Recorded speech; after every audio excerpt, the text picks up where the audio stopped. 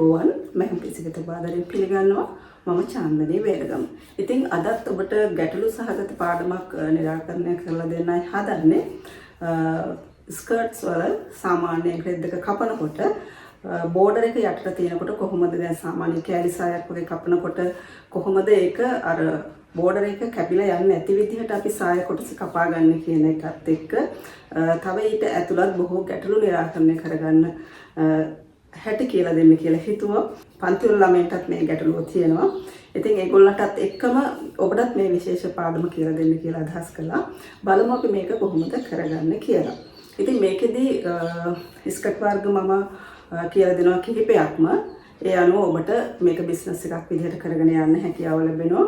මොකද කෑලි සාය කියන්නේ ගොඩාක් ඉල්ලුමක් තියෙන රෙදි කොටස් වල පිරිමහල කපන්න පුළුවන් ස්කර්ට් එකක්. එතකොට ලාභ ගන්න හැකියාව තියෙනවා. ඉතින් ඒත් එක්ක මම ඔබට ආරාධනා කරනවා දිගටම channel වීඩියෝ එකත් එක්ක රැඳිලා ඉන්න කියලා. ඒත් එක්කම ඔබගේ අදහස් සහ යෝජනා පහලින් කමෙන්ට් කරන්න. ඒ කියන්නේ ඔබගේ අලුත් ඔබට අවශ්‍ය පාඩම් මොනවා නම් හරි තියෙනවා නම් පහලින් කමෙන්ට් කරන්න. ඒ අනුව මට ඉදිරියේදී ඒක ගොඩාක් වැදගත් වෙයි. ඒනෝ ඔබගේ අදහස් පහලින් කමෙන්ට් කරන්න. ඒත් එක්කම ලයික් එකක් දාන්නත් අමතක කරන්න එපා. ඔබගේ කමෙන්ට් එක සෑහෙන්න මට වටිනවා මගේ ඉදිරි ගමනට.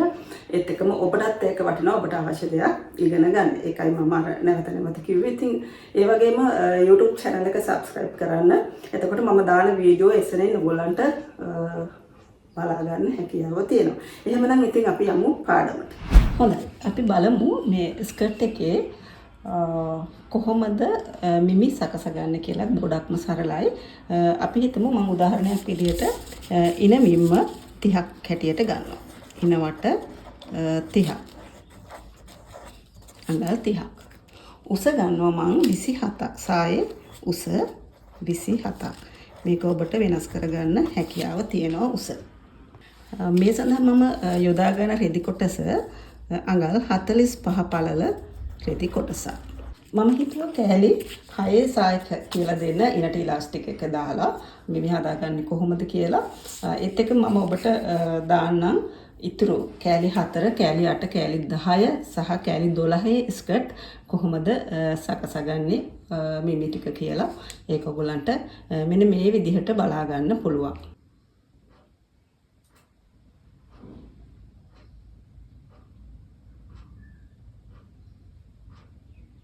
මෙන්න මේ විදිහට කරන්න. ඉනවට මිම්මට අඟල් 10ක් එකතු කරලා 12න් බෙදන්න. බෙදලා තව අඟල් භාගයක මැහුම් වාසියක් එකතු කරන්න. මේ 10 තමයි අපේ ඉනට ඉලාස්ටික් එක සඳහා බුරුලට තියෙන්නේ. ඉතින් මේක අපි බෙදලා අඟල් භාගයක් එකතු කරපුවාම ආසන්න විදිහට එනවා අපිට අඟල් 4ක්. මේකට කැල්කියුලේටර් පාවිච්චි කරාට කමක් නැහැ. මොකද ඉලාස්ටික් එකක් දාලා හදන සායක් නිසා චුට්ටක් වෙනස් වුණාට ප්‍රශ්නයක් නැහැ. වැඩි අඩු වුණාට ප්‍රශ්නයක් නැහැ. මේකේ උස අපේ 27ක් කරන් තියෙනවා. 27ට අඟල් භාගයක් එකතු කරන්න ඕනේ. එතකොට 27මාරක් තමයි සැකසූ උස එන්නේ. එතකොට සැකසූ ඉනමින්ම අඟල් 4යි සැකසූ සායේ උස අඟල් 27මාරයි. මේකට අපි අඟල් 1මාරක ඉලාස්ටික් එකක් ඉනට යොදා ගන්නවා. ඉතින් ඔබට මේකේ රෙදි කොටස කොච්චර රෙදි කොටසක් අවශ්‍ය වෙනවද කියන යාර ගාන හොයාගන්නේ මෙන්න මේ විදිහට. සැකසූ උස තියෙනවා යාර ගාන අවශ්‍ය යාර ගාන හොයන හැටි මම මේ කියන්නේ. සැකසූ උස වැඩි කරන්න 2න් බෙදන්න 36න්. කියන්නේ ඕනම කෑලි සායකට සැකසූ උස 2න් වැඩි කරලා 36න් බෙදපුවම අවශ්‍ය රෙදි යාර ප්‍රමාණය අපිට එනවා. එතකොට මම මේක සඳහා යොදාගන්නේ 45 පළල රෙදි කොටසක්.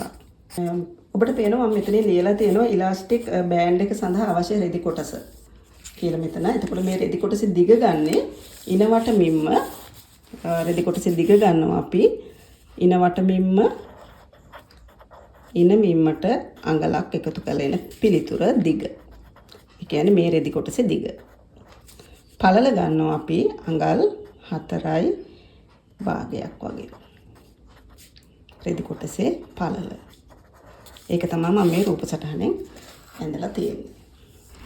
ඉතින් මම මේ ගැනත් පැහැදිලි කරන්න කියලා හිතුවා. දැන් අපි මේක බ්ලොක් එකක් මම මේ කියලා දෙන්නේ. නමුත් අර අපිට රෙද්ද මැදලා කපන්නත් පුළුවන්. නමුත් බ්ලොක් එකක් හැදුවාම රෙදි පිරිමහල අපිට කපා ගන්න හැකියාව තියෙනවා. එතකොට දැන් මම කොලයක් අරගෙන තියෙනවා.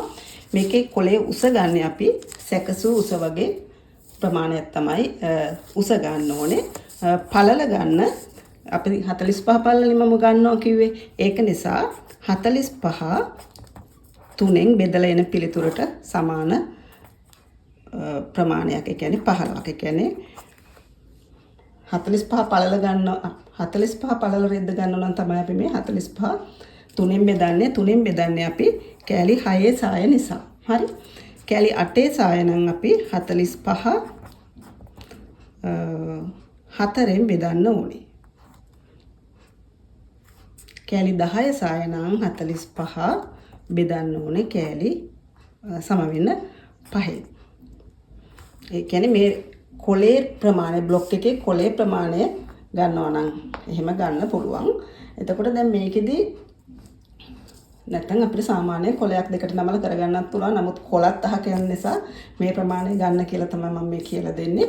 ඒක නිසා ඔබට මේ විදිහට කරන්න පුළුවන්. නැත්නම් සාමාන්‍ය කොලයක් මේ විදිහට නමලා අපි සැකසූ මිමි ටික ලකුණු කරන්නයි යන්නේ.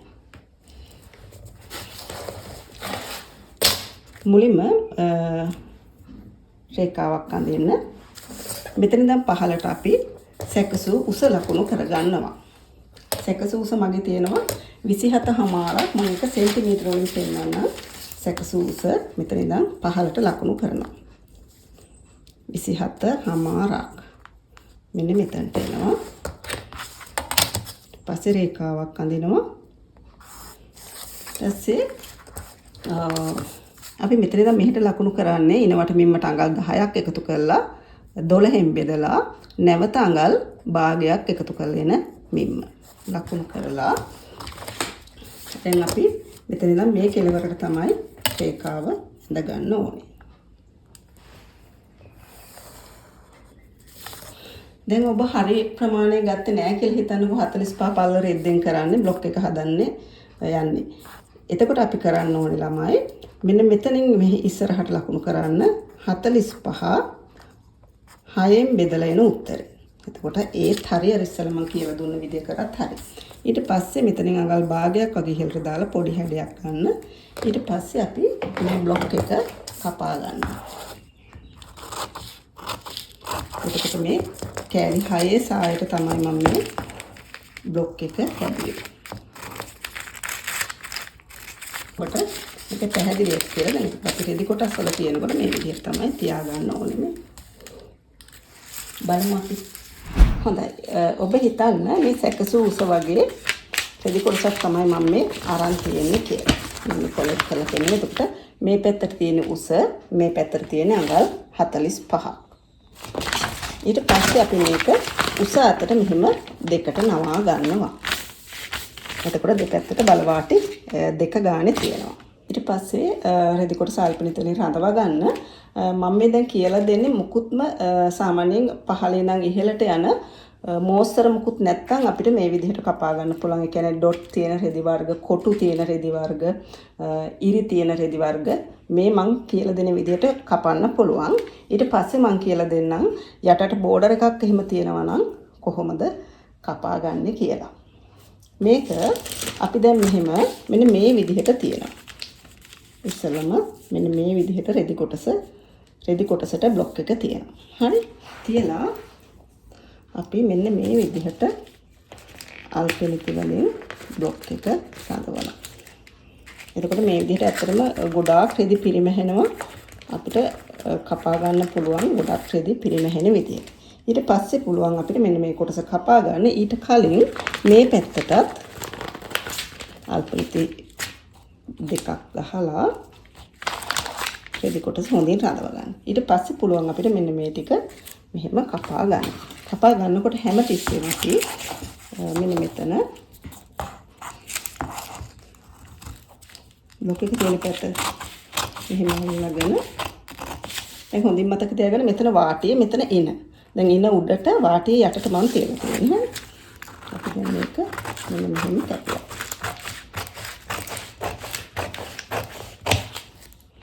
හරිද? ඊට මේ ටිකත් අපි මේ විදිහට කපා ගන්න.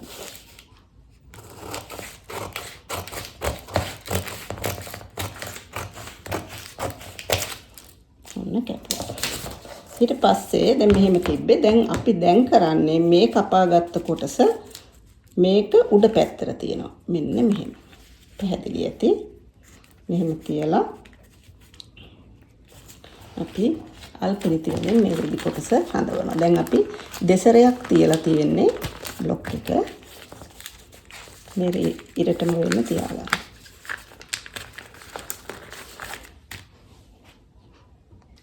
ඊළඟට අපි මේ කොටස කපනවා.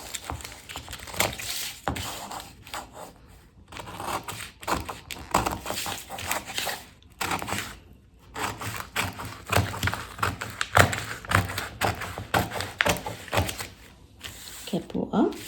ඊට පස්සේ ඔබට පෙනෙන චුට්ටක් උඩට වෙන්න තියලා තියෙන මේක බ්ලොක් එක.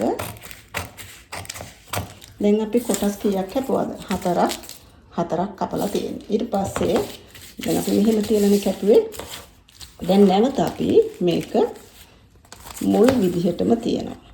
අපිට ඕන නම් මේ රෙදි කොටස අයින් කරලා බ්ලොක් එක විතරක් මේ විදිහට තියාගන්නත් පුළුවන්.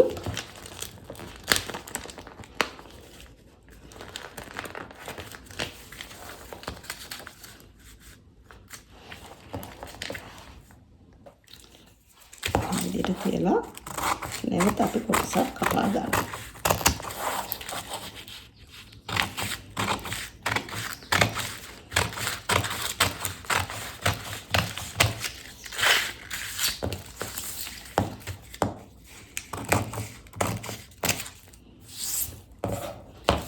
බලන්න මේ ඉතුරු රෙදි කොටසෙන් අපිට පුළුවන් ඉලාස්ටික් බෑන්ඩ් එක සඳහා අවශ්‍ය ප්‍රමාණයට රෙදි ටික කපා ගන්න. දැන් මේකේ බලමු අපි කොටස් කීයක් කැපිලා තියෙනවද කියලා. බ්ලොක් එක අයින් කරා.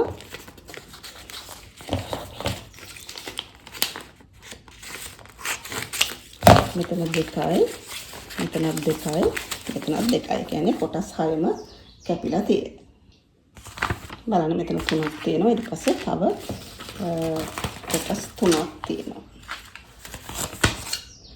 මෙන්න පැහැදිලි. ඊට පස්සේ ඉතින් සරලයි මේ ටික වටේටම සාමාන්‍ය විදිහට මූට්ටු කරලා ඉලාස්ටික් බෑන්ඩ් එක සම්බන්ධ කරලා මහ ගන්න තියෙන්නේ. අඟල් භාගයක මහමු වාසියක් මේකේ තියලා තියෙන්නේ වාටියට. ඉතින් මේවා මහන හැටි නම් ගොඩාක් පාඩම් වල මම කියලා දීලා තියෙනවා. පසුගිය වීඩියෝ පොඩ්ඩක් බලන්න. එතකොට මේක ඉලාස්ටික් එකට සම්බන්ධ කරලා මහන හැටි හොඳ ඔබට ගොඩාක් හොඳින් පැහැදිලි වෙයි.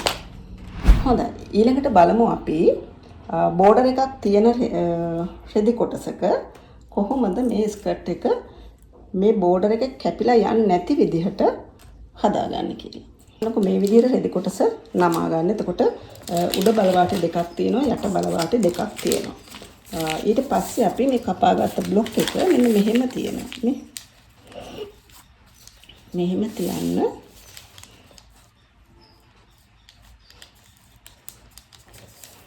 මෙන්න මේ විදිහට මෙන්න මෙතන ඉඳන් මේ බෝඩර් එක ළඟ ඉඳන් අඟල් භාගයක් විතර ඉඳ තියලා තියාගත්තා නම් ප්‍රමාණවත්. ඊට පස්සේ අපි මේක ඇඳ ගන්නවා මේ විදිහට.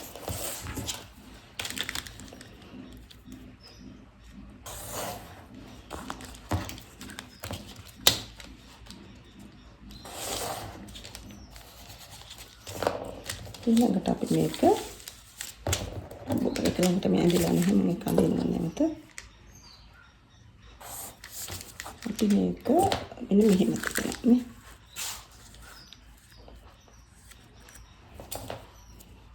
මෙහෙම තියලා ඒත් ඒ විදිහටම රූල තියලා මෙතනට අඳිනවා.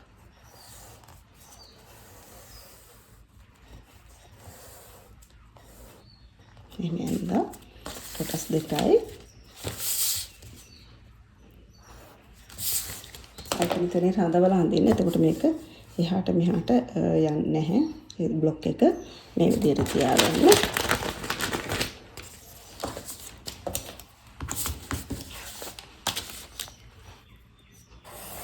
මේක මෙහෙම අඳින්න වෙනවා.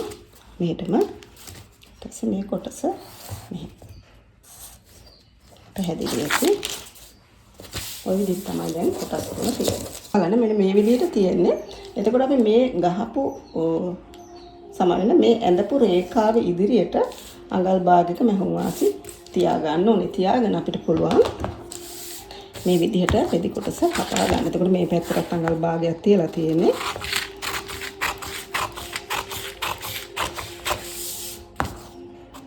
මේවට මහුම් වාසි තියන්නේ. ඒක මිනිසක් අසනකොට අපි තියාගෙන තියෙන්නේ.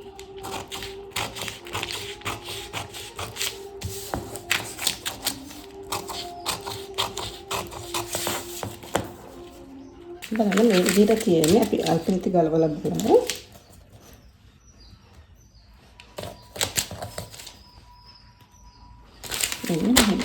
මෙන්න මේක තියෙන්නේ. ඊට පස්සේ ඔබට තියෙන්නේ මෙන්න කනකට හරවලා මේ ටික ඔබ මහනකොට මෙහෙම මහලා චූට්ටක් මෙහෙට ගෙවිගෙන යන්න මහ ගන්න තියෙන්නේ. ඩාර්ට් එකක් අපි මහනකොට මහන්නේ අන්න ඒ විදිහට. ඊට පස්සේ ඉලාස්ටික් බෑන්ඩ් එක සම්බන්ධ කරලා මහ ගන්න පුළුවන්. හොඳයි. දැන් ගොඩක් අයට තියෙනවනේ ගැටලුව ඇයි මේකට රෙද්ද මැදලා කපන්න බැරිද කියලා. රෙද්ද මැදලා කපන්න පුළුවන්. ඉතින් ඔබ බලන්න කොහොමද ලේසි කියලා. මම නම් යෝජනා කරන්නේ මේ විදිහට බ්ලොක් එකක් සකසලා කරගන්න කියලා. නැත්නම් අපිට රෙද්ද ඇඳලා කරගන්න පුළුවන්. අපි සකසු උස වගේ රෙදි කොටසක් ගන්න. මේ උස පැත්ත මේ බලවාටි උස අතට හොඳ පැත්ත ඇතුළට තියලා දෙකට නමා ගන්න. දෙකට නමලා දැන් කෑලි 6 සාය නම් අපි මේ රෙදි කොටස මේ බලවාටිනේ තියෙන්නේ. මේක සමාන කොටස් කීයකට නමා ගන්න. සමාන කොටස් 3කට නමා ගන්න ඕනේ. පැහැදිලිද? සමාන කොටස් 3කට. නැත්නම් ඉතින් දැන් අපි 45 පල්ල රෙද්ද ගන්නවා නම් අඟල් 15 ගානේ ලකුණු කරලා ගානට නමා ගන්න පුළුවන්. කෑලි 8 සාය නම් අපි දැන් මෙහෙම බලපුවම උඩ පැත්තේ මෙතන තියෙනවා 1යි 2යි 3යි 4යි 5යි 6යි. කෑලි 8ට සාය නම් මේක නමා ගන්න ඕනේ. මෙතන කොටස් 8ක් එන විදිහට. හරි. ඊට පස්සේ අපි මෙන්න මේ විදිහට මේකේ මැද ලකුණු කරනවා. මෙහෙම තියලා මැද ලකුණු කරගන්න. හරි. මැද ලකුණු කරගෙන මේ දෙපැත්තට දැන් කෑලි 6 සායන අපි කරන්නේ. ඉනට ඉලාස්ටික් එතකොට අපි සැකසූ ඉනවට මින්ම මෙන්න මේ දෙපැත්තට ලකුණු කරනවා. කියන්නේ අපිට සැකසූ ඉනවට මින්ම ආවේ අඟල් 4යි. මෙහෙම 4 ගානේ ලකුණු කරන මට මේක ලකුණු කරන්න මදි පොඩි. මම මෙහෙම සාමාන්‍ය ලකුණු කරගන්නවා. හරිද? ඒ කියන්නේ සැකසූ ඉනවට කියන්නේ මොකද්ද? ඉනවට මින්මට අඟල් 10ක් එකතු කරලා නැවත 12න් බෙදලා නැවත අඟල් භාගයක් එකතු කරගෙන පිළිතුර තමයි මේ දෙපැත්තට ලකුණු කරගන්නේ. ඊට පස්සේ මෙතන ඉඳන් පහළට අපි ලකුණු කරනවා අපිට අවශ්‍ය උස. අපි හිතමු 27මාර මෙතනට තිබ්බා කියලා අපිට අවශ්‍ය උස. ඊට පස්සේ කරන්න ඕනේ මෙන්න මේ ටික මෙහෙම යක් කරගන්න. එතකොට හොඳට මතක තියාගන්න මේවට අල්පෙනති උපලෙන් හඳවලා තමයි අපි මේව කරන්න ඕනේ. මම මේ පොඩි කොලයක් නිසා එහෙම කළේ නැහැ. ඊට පස්සේ අපි මේක කපා ගන්න.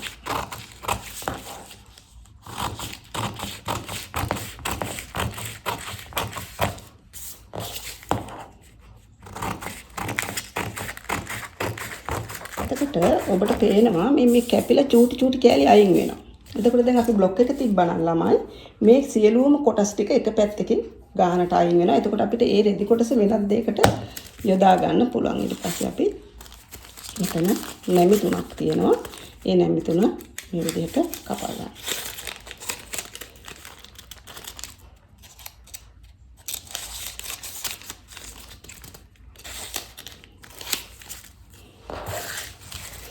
ඉතින් ඔබට මේකට සම්බන්ධව අද ගැටලු ඔක්කොම විසඳෙන්න ඇති කියලා මම හිතනවා. හොඳයි. අද ඔබට කියලා දුන්න පාඩම වෙනද වගේම ගොඩක් වැදගත් වෙයි කියලා හිතෙනවා. ඒක නිසා නැවතත් මම කියන්නේ යාළුවන්ට බලන්න මේ පාඩම ෂෙයා කරන්න. නැවතත් අපි මෙවැනි පාඩමකින් හමු වෙමු. ආයිබෝවන්.